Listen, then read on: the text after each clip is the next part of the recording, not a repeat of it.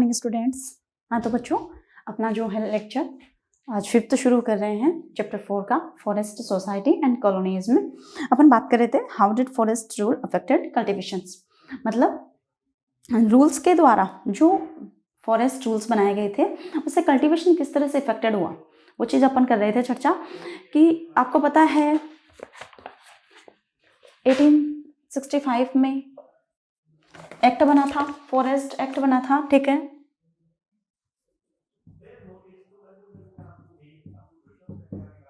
ठीक है, 65 में एक एक्ट बना था, वो आपको ध्यान में है। उसमें 1878 में अमेंडमेंट हुआ था।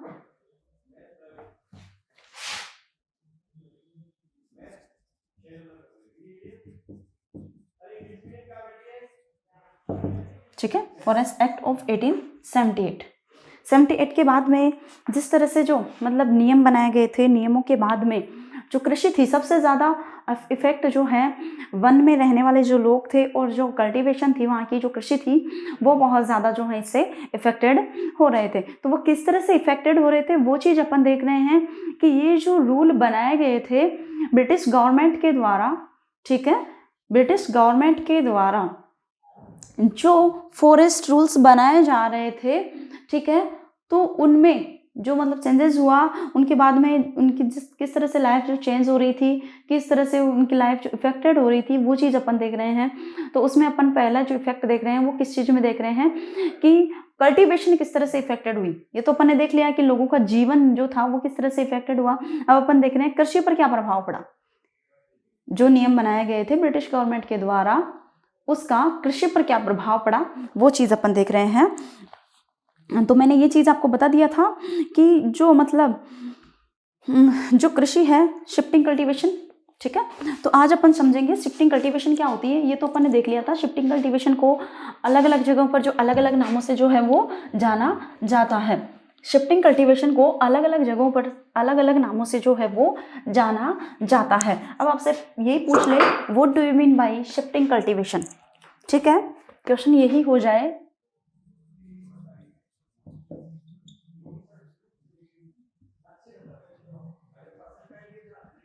मीन बाय शिफ्टिंग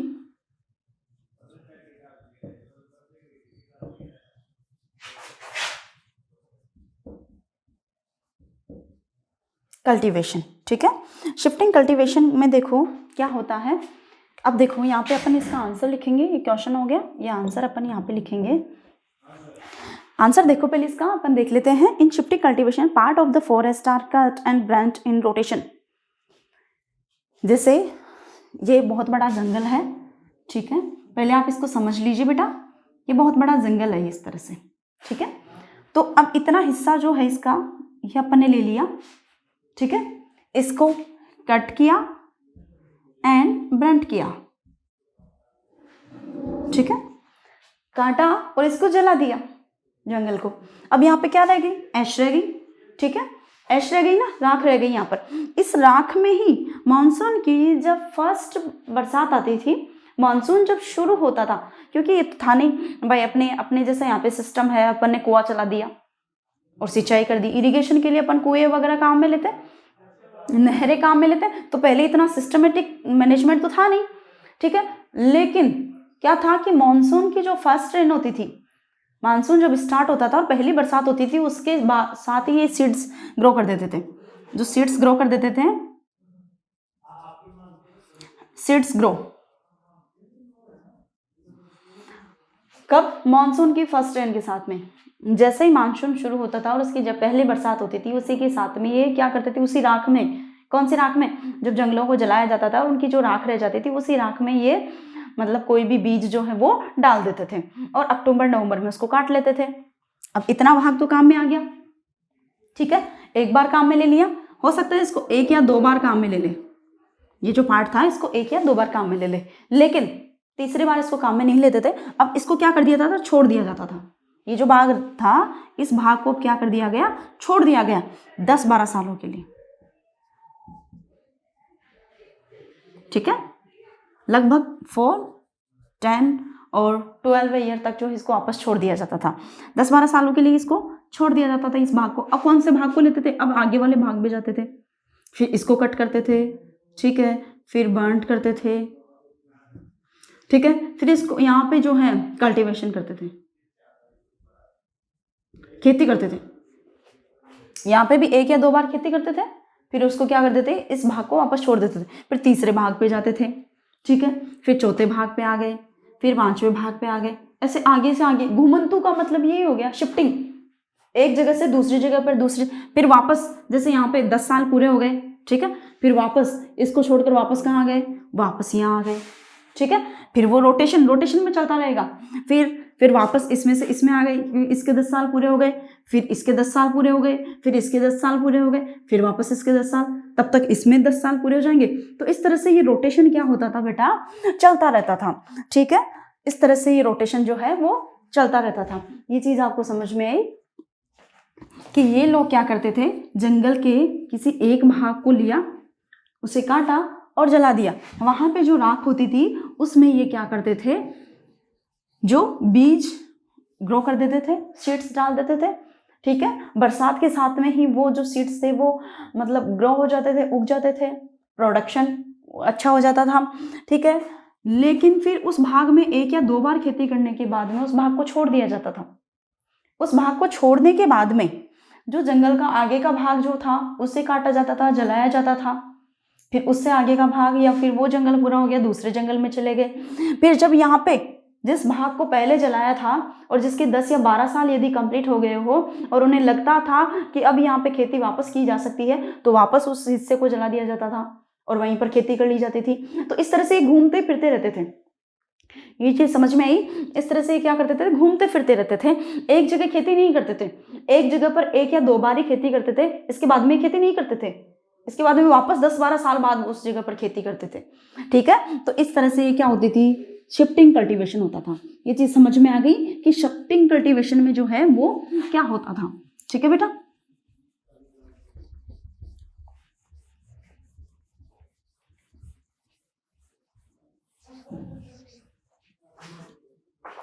तो शिफ्टिंग कल्टीवेशन आपको समझ में आ गई। देखो, इन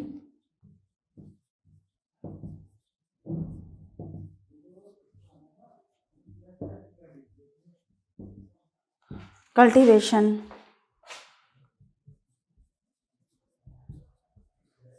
parts of forest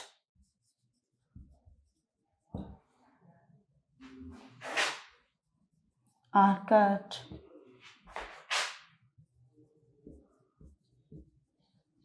and burnt in rotation.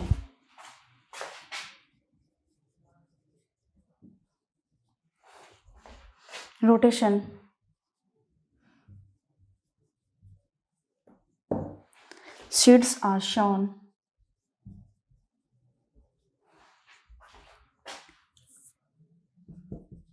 in the ash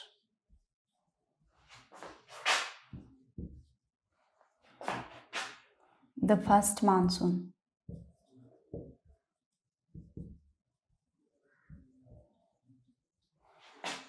First monsoon rain. Okay, and the crop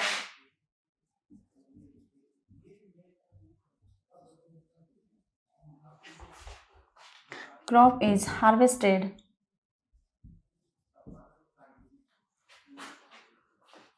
by October, November.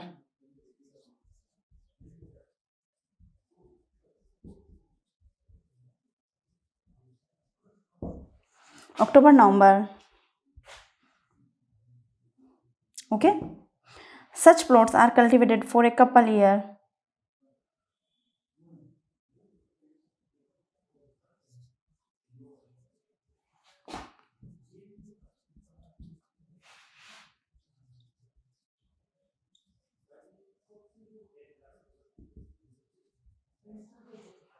Cultivated for a couple years.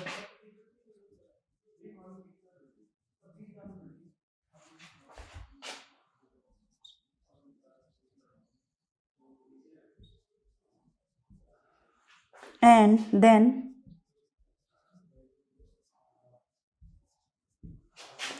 left fallow for 12 to 18 years.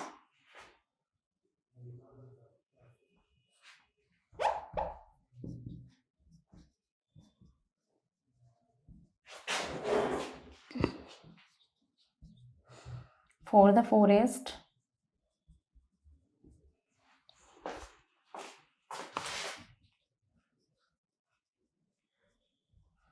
grow back. ये चीज समझ में आई आपको? Shifting cultivation का mean he ये होता है कि किसी भी जंगल के ए पार्ट ऑफ फॉरेस्ट, ठीक है, जंगल के भागों को काटा जाता है, जलाया जाता है और उस पे इन रोटेशन का मतलब अभी आपको बता दिया, घूम फिर कर जो है वो खेती की जाती थी, एक जगह खेती नहीं की जाती। जैसे अपने खेत हैं, फिक्स है कि हमें जो गेहूं की फसल भी उसी खेत में करनी है, बाजरे की फसल भी उसी खेत में करनी है, लेकिन उस वक्त ऐसा नहीं था। उस वक्त क्या सिस्टम था कि इसमें जो है मतलब कोई भी चीज जो है वो बोई जाती थी। पहली बात तो मिक्सर में बोई जाती थी, जैसे 2 या 3 अनाज जो है एक साथ बोए जाते थे, ठीक है, और उनको जलाया जाता था। जैसे एक जगह पर खेती कर ली तो उस जगह पर 10-12 साल तक वापस खेती नहीं करते थे, उस जगह पर वापस 10-12 साल बाद खेती होती थी, ठीक है। तो ये चीज समझ में आ गई। और इसको हार्वेस्टेड कब किया जाता था? अक्टूबर-नवंबर में इसको हार्वेस्टेड किया जाता था। कटाई इसकी अक्टूबर-नवंबर में होती थी। इस तरह के जो प्लॉट्स होते थे वो कल्टीवेट किए जाते थे फॉर ए कपल ईयर, या तो 1 साल के लिए, नहीं 2 साल के लिए, and then left fallow for 12 to 18 years. और उन्हें फिर बाद में कब तक, कितने सालों तक छोड़ दिया जाता था? 12 से लेकर 18 साल तक उनको यूं ही छोड़ दिया जाता था। फिर वापस उन पे जो है 12 से लेकर 18 साल के बाद फिर वापस से वहां पे क्या की जाती थी? खेती की जाती थी। A mixer crop is grown on these plot. यहाँ पे जो है वो मतलब जो क्रॉप शॉन की जाती थी, बोई जाती थी, ठीक है, वो मिक्सर में की जाती थी। जैसे कि in central India and Africa is could be millets मतलब अफ्रीका और भारत में जो है क्या बोए जाते थे? मिलेट्स, बाजरा वगैरह। इन ब्राज़ील मैनियोक का मेन होता है कसारा, ब्राज़ील में कसारा बोया जाता था। And in other parts of Latin America में जो है मतलब बहुत लैटिन अमेरिका के दूसरे भागों में जो है मेज एंड बीन्स, मक्का और फलियां जो है वो बोई जाती थी, ठीक है। अब इसके बाद में देखो, European foresters regarded this practice as harmful for the forest. जो यूरोपियन जो फॉरेस्टर्स थे, ठीक है, यूरोपियन फॉरेस्टर्स ये जो खेती होती थी उसको क्या मानते थे? गलत मानते थे। शिफ्टिंग कल्टीवेशन को वो क्या मानते थे? गलत मानते थे, ठीक है। अब देखो, they felt the land which was used for cultivation every few years could not grow trees for railway timber. उनका ये मानना था, उन्होंने ये महसूस किया कि यदि जंगलों को बार बार काटा जाता है और उन पर खेती की जा रही है तो रेलवे के लिए पर्याप्त मात्रा में लकड़ियां नहीं मिल पाएंगी। यूरोपीय तो अपना ही प्रॉफिट देखेंगे, वो इनका प्रॉफिट थोड़ी देखेंगे, ठीक है बेटा। तो ये चीज आपको समझ में आई कि जो यूरोपियन फॉरेस्टर्स थे वो शिफ्टिंग कल्टीवेशन को गलत मानते थे। यूरोपियन जो फॉरेस्टर्स थे वो शिफ्टिंग कल्टीवेशन को गलत मानते थे। उन्होंने ये महसूस किया, गलत क्यों मानते थे? उन्होंने ये महसूस किया कि यदि जंगलों को इसी तरह से काटा जा रहा है और उस पर खेती की जा रही है लगातार, तो जंगलों से जो है पर्याप्त मात्रा में रेलवे के लिए लकड़ियां नहीं मिल पाएंगी, ठीक है। आपको मैंने बताया था कि जंगलों से जो मतलब रेलवे और जहाज़ों के लिए जो लकड़ियां प्राप्त की जाती थी वो स्ट्रेट होनी चाहिए थी, मजबूत होनी चाहिए थी, सीधी होनी चाहिए थी, ठीक है। लेकिन यदि जंगलों को बार बार इस तरह से काटा जा रहा था तो अब उनमें मजबूत लकड़ियां जो है वो प्रोडक्ट नहीं हो पा रही थी, इतने मजबूत पेड़ जो हैं वो नहीं उग पा रहे थे।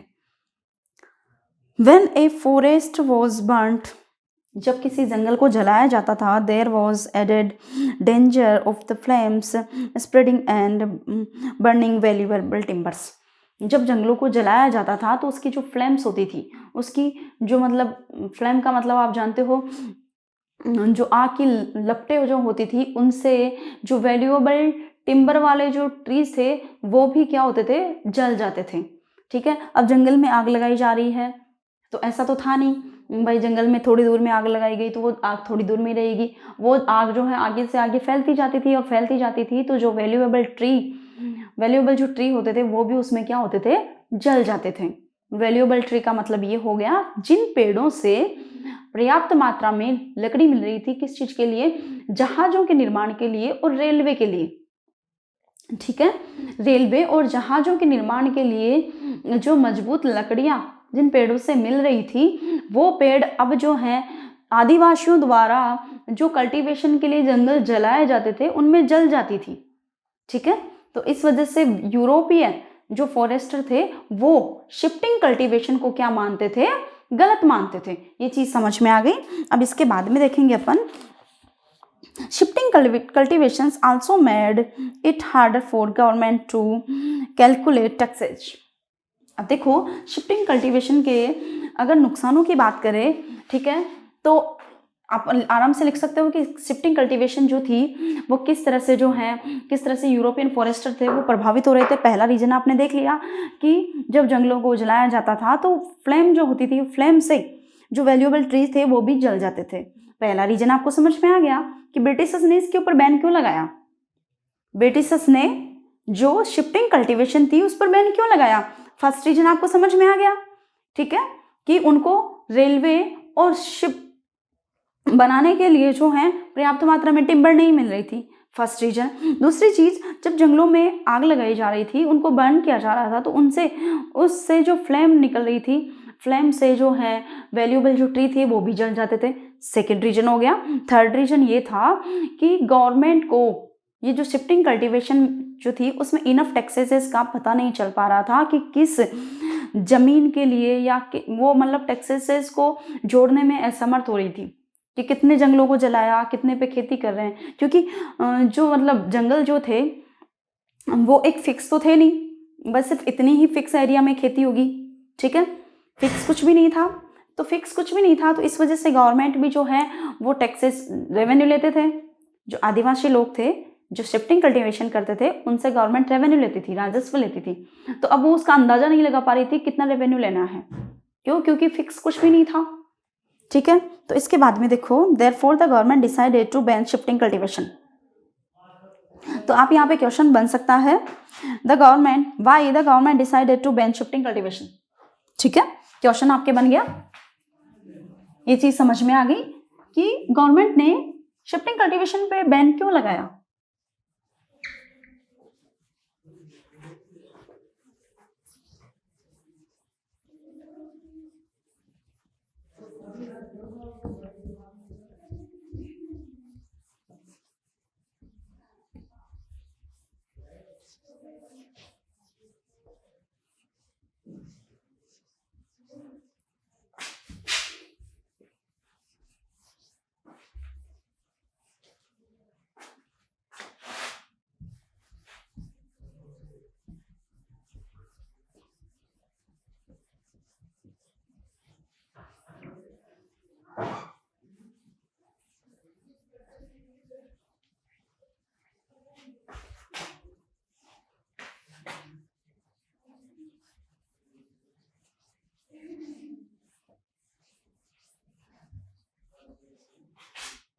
देखो सीधा सीधा क्वेश्चन बना,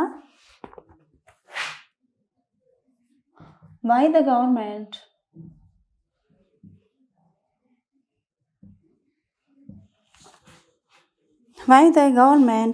बैन ऑन शिफ्टिंग कल्टीवेशन।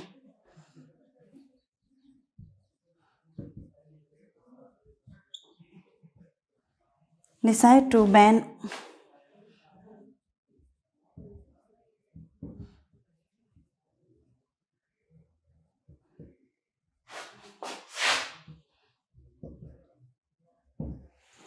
ठीक है, गवर्नमेंट ने शिफ्टिंग कल्टीवेशन पर बैन लगाने की क्यों सोची, ये तो आपको पता चल ही गया, ठीक है। फर्स्ट इसका यदि आंसर आप लिखोगे तो फर्स्ट रीजन इसमें क्या होगा, फर्स्ट रीजन इसमें यही है कि European foresters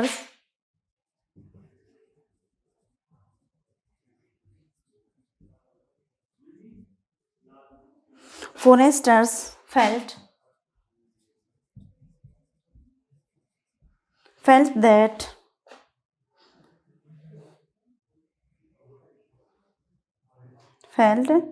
that the land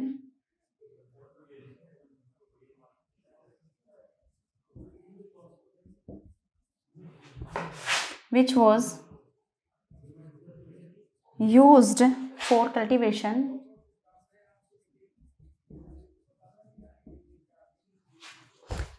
every year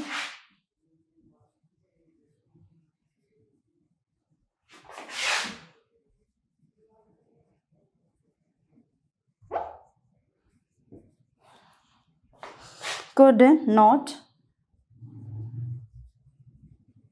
grow tree for railway.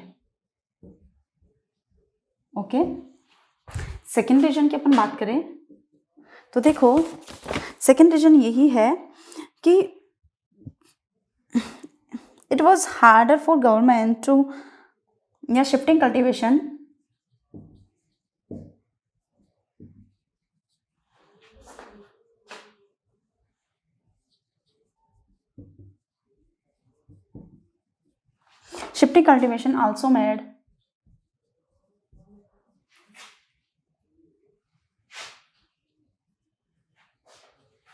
also made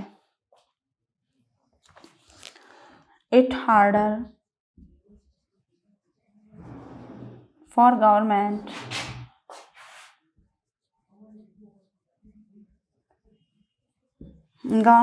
to calculate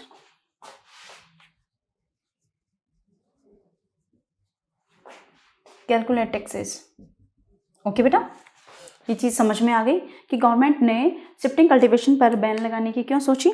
ठीक है, अब इसके बाद देखोगे as a result many communities were forcibly displaced from their homes in the forest.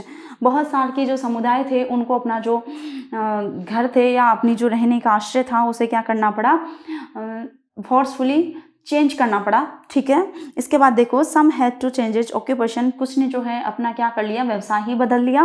While some resisted through large and small rebellion, और कुछ ने जो है रेसिस्टेड किया, मतलब प्रतिरोध किया किस चीज़ के लिए कि शिफ्टिंग कल्टीवेशन पर बैन लगा दिया गया. तो कुछ लोगों ने जो है छोटे या बड़े विद्रोहों से उनका क्या किया, सामना किया, प्रतिरोध जो है वो किया. अब देखो हु कुड हंट, फर्स्ट अपन ने देख लिया कि कल्टीवेशन को किस तरह, ये कल्टीवेशन जो थी वो किस तरह से प्रभावित हो रही थी. तो अपन ने देख लिया कि शिफ्टिंग कल्टीवेशन क्या होती है, फर्स्ट क्वेश्चन अपन ने देखा.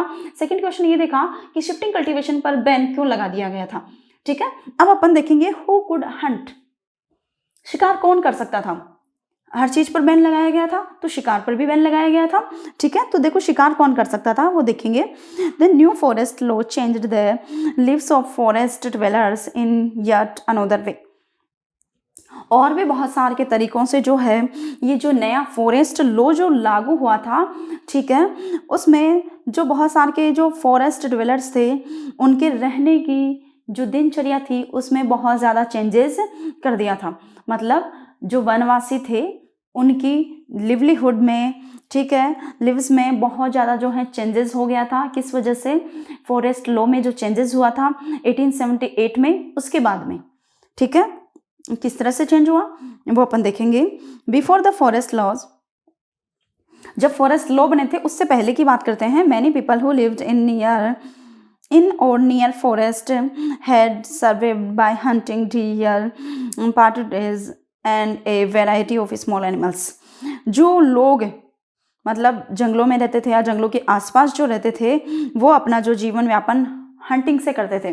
ठीक है, अपना पेट पालते थे हंटिंग से, शिकार से, जैसे कि डियर या पार्टरेज का मीन ये होता है तितर. ठीक है, जैसे हिरन हो गया, तितर हो गया, और भी बहुत सारी की जो छोटी छोटी प्रजातियां थी उनका शिकार करके वो अपना क्या करते थे, पेट पालते थे. ठीक है, वन में रहने वाले लोग या वनों के आसपास रहने वाले जो लोग थे वो जैसे कि मतलब हिरन, तितर या और भी बहुत सारी जो छोटी मोटी जनजातियां थी उनका शिकार करके अपना क्या भरते थे, पेट भरते थे. ये चीज समझ में आई बेटा आपको. लेकिन उस पर भी अब ब्रिटिश गवर्नमेंट ने क्या लगा दिया, बैन लगा दिया था. This customary practice was prohibited by the forest laws. ये जो मतलब परंपरागत ये जो संस्कृति चलती आ रही थी उस पर क्या लगा दिया गया, फॉरेस्ट लॉ के माध्यम से प्रतिबंधित कर दिया गया. कि अब कोई भी इसमें इन जंगलों में शिकार नहीं करेगा। ये जो परंपरागत जो संस्कृति चली आ रही थी लोगों की, मतलब जंगल में रहने वाले लोग जो शिकार करते थे, उस शिकार करने की परंपरा पर अब जो है फॉरेस्ट लॉ के माध्यम से क्या लगा दिया गया, बैन लगा दिया गया। ठीक है बेटा, अब इसके बाद में देखेंगे those who were caught hunting were now punished bye poaching. अब देखो इसे गैर कानूनी बना दिया गया। ठीक है, अब जो भी कोई जो मतलब कोई भी व्यक्ति कोई भी यदि शिकार करता था तो उसे अब क्या दी जाती थी, पनिशमेंट दी जाती थी। ये जो फॉरेस्ट लॉ लागू किया था उस फॉरेस्ट लॉ में हंटिंग पर बैन लगा दिया गया, शिफ्टिंग कल्टीवेशन पर भी बैन लगा दिया गया, हंटिंग पर भी बैन लगा दिया गया। दोनों ही चीजें अब क्या कर दी, बैन कर दी गई थी। ठीक है, तो अब लोगों का जीवन यापन क्या हो गया था, मुश्किल हो गया था, इफेक्टेड हो रहा है। ठीक है, अब देखो while the forest laws deprived people of their customary right to hunt, hunting is big game became a sport। अब देखो एक तरफ तो क्या था कि लोगों का जो कि मतलब फॉरेस्ट लॉ के माध्यम से लोग जो कि वहां पे रह रहे थे आसपास में, उनका जो कस्टमरी राइट था, कस्टमरी राइट कौन सा था, हंटिंग का था। कस्टमरी राइट का मीनिंग ये हो गया परंपरागत उनका अधिकार था। वहां पे रहने वाले जो लोग थे वो शिकार को अपना परंपरागत अधिकार मानते थे, तो इस फॉरेस्ट लॉ के माध्यम से उनका जो कस्टमरी राइट था वो उनसे छीन लिया गया था। जबकि बड़े लोगों के लिए शिकार अब क्या बन चुका था, एक खेल बन चुका था। ठीक है, जो लोग शिकार करके अपना जीवन व्यापन कर रहे थे उन लोगों के लिए तो हंटिंग पर बैन लगा दिया गया। जबकि जो बड़े लोग थे, अंग्रेज अधिकारी थे या और राजा महाराजा थे, उनके लिए शिकार क्या बन चुका था, एक खेल बन चुका था। मतलब वो खुलेआम, जो बड़े लोग थे वो खुलेआम यूं ही मस्ती के लिए, एंजॉयमेंट के लिए शिकार करते थे, लेकिन लोगों को पेट भरने के लिए शिकार नहीं करने दिया जाता था। ठीक है, ऐसा किस में लिखा हुआ था, फॉरेस्ट लॉ में लिखा हुआ था। ओके बेटा, अब अपन देखते हैं इसमें आगे क्या हुआ। इन इंडिया की बात कर रहे हैं अपन कि भारत में hunting of tigers and other animal had been part of the culture of court and nobility for centuries. शताब्दियों से अपन बात करें कि अपने भारत में जो शाही दरबार हैं, ठीक है, जो शाही दरबार हैं या जो उच्च पद वाले लोग हैं, उनके लिए ये क्या था, एक बहुत बड़े गर्व की बात थी शिकार करना। ठीक है, तो उनकी एक शानो शौकत का एक विषय था ये शिकार करना। जो बड़े बड़े राजशाही दरबार थे, उनके जो राजा महाराजा थे, उनके राजकुमार थे, वो शिकार करने को क्या मानते थे, गर्व की बात मानते थे। ठीक है, तो उनके लिए एक शानो शौकत का विषय था। अब देखो फिर क्या हुआ, many Mughal paintings show princess and emperors enjoying A Hunt. बहुत सार की मुगल पेंटिंगों में ये दर्शाया गया है कि जो मुगल एम्पेरर थे, जो प्रिंस वगैरह जो थे, राजकुमार वगैरह जो थे, वो शिकार करते हुए क्या कर रहे हैं, एंजॉय कर रहे हैं। लोगों को पेट भरने के लिए शिकार नहीं करने दिया जाता था, जबकि लोग सिर्फ अपने एंजॉयमेंट के लिए शिकार कर रहे थे। ठीक है, ये तो बहुत गलत बात थी ना कि लोगों को अपने पेट भरने के लिए शिकार नहीं करने दिया जा रहा था, जबकि उनसे शिफ्टिंग कल्टीवेशन जो थी वो भी छीन ली गई थी। ठीक है, और उनके लिवलीहुड के लिए जब वो हंटिंग कर रहे थे तो उस पर भी बैन लगा दिया गया था। अब लोग पेट भरने के लिए तरस रहे थे और एक तरफ क्या हो रहा था, एक तरफ जो राजा महाराजा वगैरह जो थे वो सिर्फ शिकार किस बात के लिए कर रहे थे, अपने आनंद के लिए कर रहे थे। ठीक है, सिर्फ अपने आनंद के लिए शिकार कर रहे थे। अब इसके बाद की अपन बात करें तो देखो, but under colonial rule the scale of hunting increase to such an extent that various species became almost extinct. अब देखो ब्रिटिशर्स जो पीरियड था, कॉलोनियल पीरियड जो था, उस पीरियड में शिकार इतना बढ़ चुका था कि कुछ प्रजातियां तो विलुप्ति हो चुकी थी। ब्रिटिशर्स जो टाइम था जब अंग्रेज यहाँ पर राज कर रहे थे, शासन कर रहे थे, रूलिंग चल रही थी अंग्रेजों की, उस वक्त की बात है कि वो उन लोगों ने शिकार को इतना बढ़ावा दिया, उन्होंने इतना शिकार किया कि कुछ प्रजातियां तो क्या हो चुकी थी, लुप्ति हो चुकी थी। ठीक है, कुछ प्रजाति के जीव तो अब रहे ही नहीं थे, इतना उन लोगों ने जो है शिकार किया था। अब देखो इसमें फिर क्या हुआ, the British saw large animal as sign of wild, primitive and savage society। अब देखो जो ब्रिटिशर्स थे वो बड़े जो जानवर थे उनको किस रूप में देखते थे, साइन ऑफ विल्ड, जंगली जीवों के रूप में, या प्रिमिटिव, बार्बर का मतलब जानते हो, हिंसात्मक जीवों के रूप में, या फिर सेवेज सोसाइटी या आदि समाज के रूप में उनको देखते थे। मतलब जो ब्रिटिशर्स थे वो बड़े जीवों को किस रूप में देखते थे, मतलब उनको खराब मानते थे। वो अपन अगर सीधी लैंग्वेज में समझे तो उनको बकवास मानते थे वो, ठीक है। उनको विल्ड बोलते थे, जंगली बोलते थे उनको, ठीक है। जंगली थे, ठीक है, लेकिन वो एक प्रजाति तो थी ना, उनको जंगली मानते थे, उनको बर्बर मानते थे, और उनको सेवेज सोसाइटी का मतलब आदि समाज से संबंधित मानते थे। तो उन अंग्रेजों का ये कहना था, they believed that killing dangerous animals in British would civilise India. अब देखो अंग्रेजों का ये मानना था कि जो बड़े बड़े जो जीव हैं, जैसे कि टाइगर हुआ, ठीक है, लेपर्ड हुआ, और भी बहुत सारे के जो जीव थे उनको मार दिया जाना चाहिए, ताकि एक सभ्य समाज का क्या हो सके, निर्माण हो सके। मतलब अंग्रेज ये कहते थे कि हम इन सभी जीवों को मार देना चाहते हैं ताकि एक सभ्य समाज का क्या कर सके, निर्माण कर सके। इस वजह से हम इनका शिकार कर रहे हैं। समझ में आई आपको भी ये चीज़ कि अंग्रेज ये कहते थे कि ये जो बड़े जानवर हैं जैसे टाइगर, लेपर्ड वगैरह जो भी हैं, हम उनको इस वजह से मार रहे हैं ताकि हम एक सभ्य समाज का निर्माण कर सके। क्यों? क्योंकि वो उनको अंग्रेज क्या मानते थे कि जो बड़े जो जीव हैं वो क्या हैं, विल्ड हैं, जंगली हैं, प्रिमिटिव हैं, क्या हैं, बर्बर हैं, हिंसात्मक हैं, ठीक है। ये सारी चीज़ें वो मानते थे। इस वजह से वो क्या करते थे कि ये लोग जो हैं हमारे समाज को नुकसान पहुंचा सकते हैं, इस वजह से इनको मार देना ही उचित है, ठीक है। अब इसके बाद में देखो, they gave rewards for killing of tigers, wolves and other large animals on the ground that they posed a threat of cultivation. अब देखो वो जो है टाइगर, वोल्स और जो बड़े बड़े जो जीव थे उनको मारने के लिए भी क्या करते थे, बहुत सारे के क्या देते थे, प्राइजेस जो हैं वो देते थे। अब वो किस तरह से प्राइजेस देने के बाद में किस तरह से जो है ये शिकार जो है प्रभावित हुआ, वो बेटा अपन नेक्स्ट वीडियो में देखेंगे, ठीक है। तब तक बेटा हैव ए गुड लक।